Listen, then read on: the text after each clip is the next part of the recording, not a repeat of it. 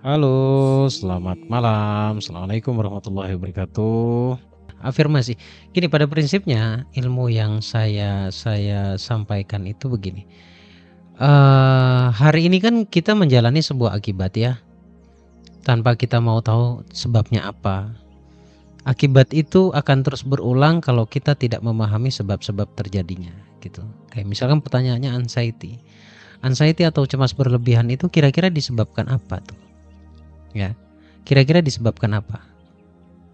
Pasti ada cikal bakal memori kita masa lalu yang menjadi pemicu kecemasan itu muncul.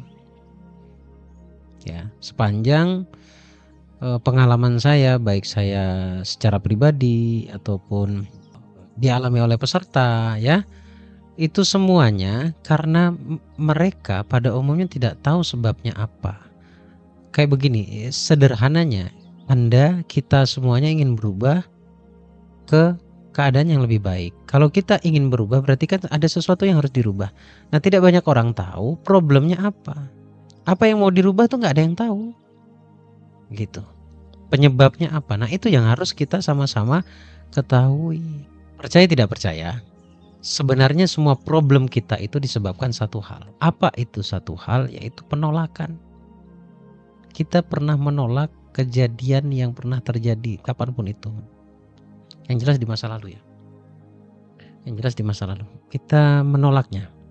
Semua problem kita itu disebabkan adanya penolakan yang pernah terjadi di masa lalu. Tapi penolakannya pasti negatif tuh. Kejadian yang negatif. Jadi gini, sekali lagi balik lagi ke esensi dari ilmu, yaitu pikiran bawah sadar. Maksudnya hati kita. Jadi kita harus sering-sering mengolah hati kita, mengolah rasa kita, agar hati kita tuh bisa terus dalam kondisi yang tenang. Kalau sudah hatinya tenang, setiap manifestasi itu akan mudah. Ya, orang tenang tuh tahu apa yang harus dimasukkan ke pikiran bawah sadarnya. Ini sebenarnya belum masuk ke tema, karena tadi saya janji di story bahwa kita akan ngebahas tentang apa saja sih penghalang doa itu sebenarnya. Pernah terlintas sebuah pertanyaan nggak? Ada apa dengan doa saya ya? Kok belum terrealisasi sampai hari ini ya? Ya, nggak. Ini pertanyaan banyak orang sebenarnya ya. Kalau dari sisi spiritualitas kita beragama, sebenarnya doa sampai hari ini tidak dikabulkan itu. Penghalang doa itu yang mutlak adalah dosa. Mutlak itu. Kita kan rentan berbuat dosa. Sampai hal-hal yang paling mendasar aja kita tidak paham tuh di situ. Itu ya. Salah satu penghalang doa kita adalah dosa kita yang tidak kita sadari selama ini. Lalu kita mengenal kata tobat. Tapi tobat itu adalah satu kata yang cukup abstrak. Ada yang memaknai tobat itu adalah memberhentikan dari aktivitas yang buruk. Tapi kan itu juga kita nggak tahu tuh mana keburukan kita gitu loh kan. Ya, itu PR-nya kita harus tahu di mana letak keburukan yang selama ini kita lakukan yang dinobatkan, yang dimaksud dari dosa itu sendiri. Jadi harus tahu dulu ya, problemnya di mana, permasalahannya di mana. Kalau sudah tahu, maka wajib yang disebut dengan tobat. Ya, balik lagi bahwa penghalang doa itu yang menyebabkan doa tidak terkabul adalah yang paling mutlak adalah dosa. Lalu perintahnya kalau kita tahu bahwa kita itu berdosa ya maka sewajibnya kita bertobat di situ ya. Allah mengatakan watubu ilallahi jami'an ayyuhal mu'minun la'allakum tuflihun gitu ya. Bahwasanya bertobatlah kamu sekalian kepada Allah hai orang-orang yang beriman supaya kamu beruntung. Tuh ada kabar baiknya yaitu supaya beruntung. Itu yang dikatakan Allah dalam Quran ya, kalamnya Allah. Jadi Allah itu mengabarkan sesuatu yang baik lewat tobatnya kita gitu ya. Tapi saya akan jelaskan spesifik dan asik didengarkan. Kalau kita nggak tahu apa salahnya kita, gimana kita mau bertobat kan gitu ya. Nah, kesalahan yang paling terabaikan kalau kita berbuat salah pada orang lain itu umum. Itu umum dan semuanya tahu. Anda menzalimi orang lain, Anda tahu kalau itu dosa. Tapi yang kita lupa bahkan karena sebab mungkin kita tidak tahu bahwa dosa itu atau kesalahan yang fatal tak terabaikan, yang selama ini diabaikan maksud saya, kesalahan fatal namun terabaikan selama ini adalah ketika kita membiarkan adanya kebencian dalam hati, adanya kemarahan dalam hati, ya, adanya kesedihan berulang di dalam hati. Walaupun tidak bisa dipungkiri sebenarnya sedih itu manusia gitu loh ya. Tapi kalau kita terus-menerus dalam keadaan seperti itu, maka sejatinya kita zalim terhadap diri sendiri. Dan itu berdosa apa enggak? Berdosa. Dosa kita. Karena apa? Orang marah itu energinya buruk. Orang sedih apalagi gitu loh. Orang sedih itu cenderung lupa bersyukur. Orang marah itu cenderung dikuasai oleh sesuatu di luar dirinya, yaitu setan. Jadi ada banyak keburukan yang tanpa kita sadari. Kalau kita menyakiti orang lain itu kan sudah pasti itu. Nggak perlu dikasih tahu, Anda juga ngeh kalau itu adalah sebuah keburukan gitu kan. Tapi keburukan yang selama ini terabaikan adalah ketika kita mendolimi orang lain, mendolimi diri sendiri maksudnya. Singkat cerita, Al-Kisah Nabi Allah Yunus alaihissalam. Dalam tobatnya itu, inni kuntu minadh dhalimin. Ya, la ilaha illa anta subhanaka inni kuntu minadh dhalimin.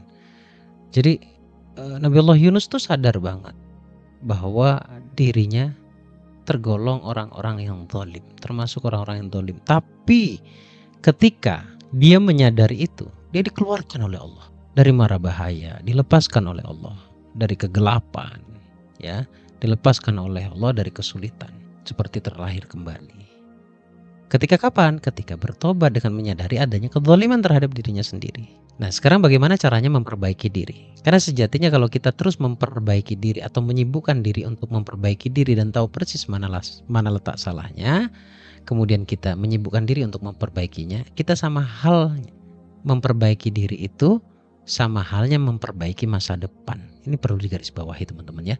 Nah, sekarang bagaimana caranya memperbaiki diri? Yang pertama, memberhentikan keburukan yang Anda temukan.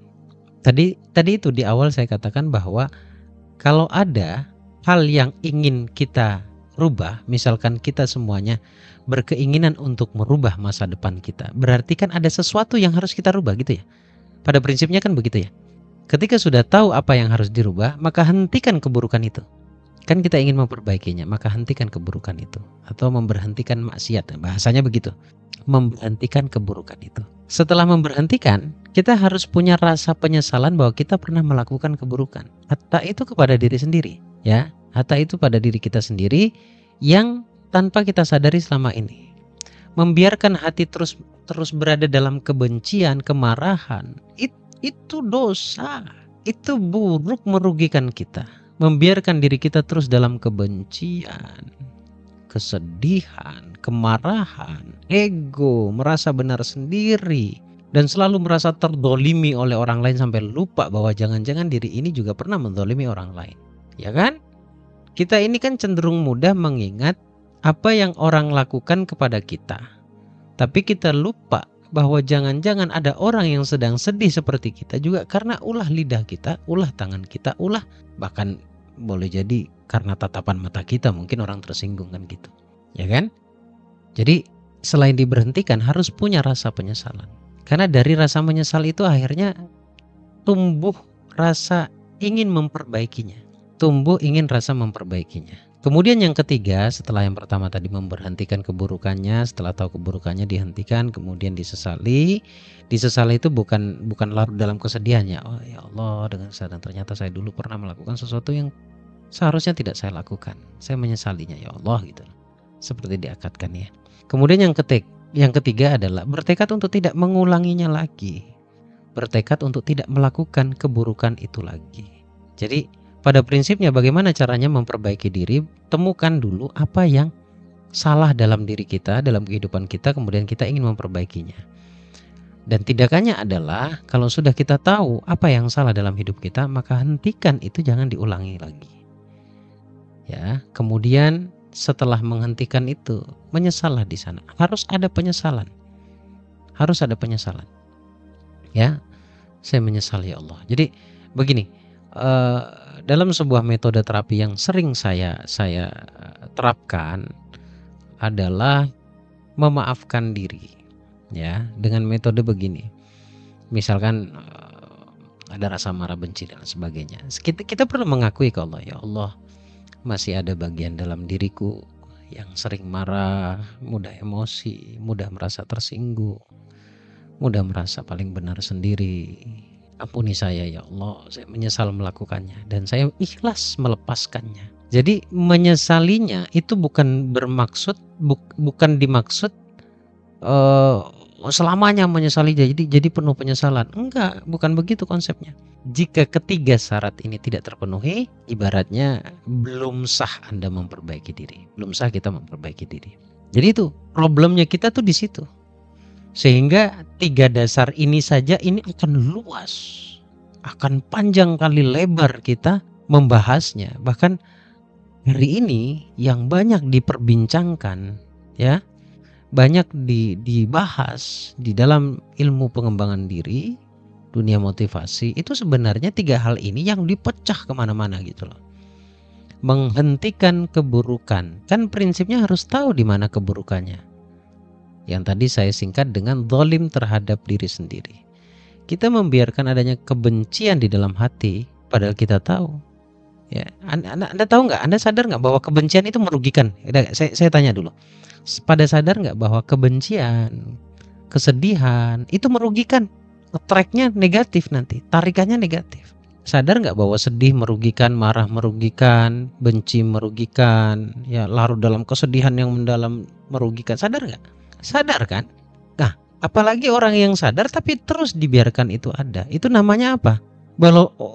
Kalau bukan karena kesengajaannya menyakiti dan menzalimi diri sendiri, sakit loh kita. Kita menyimpan kesedihan itu sakit loh. Sakit teman-teman. Masa kita tega menyakiti diri kita terus merasakan kesakitan itu? Saya ingin mengajak teman-teman semuanya, baik peserta saya yang formal ataupun non formal, ayo bahagiakan dirimu. Dan bahagia itu tidak sulit. Siapa yang mengatakan bahagia itu sulit? Kalau bahagia, ekspektasi bahagianya tinggi, ya itu menjadi masalah.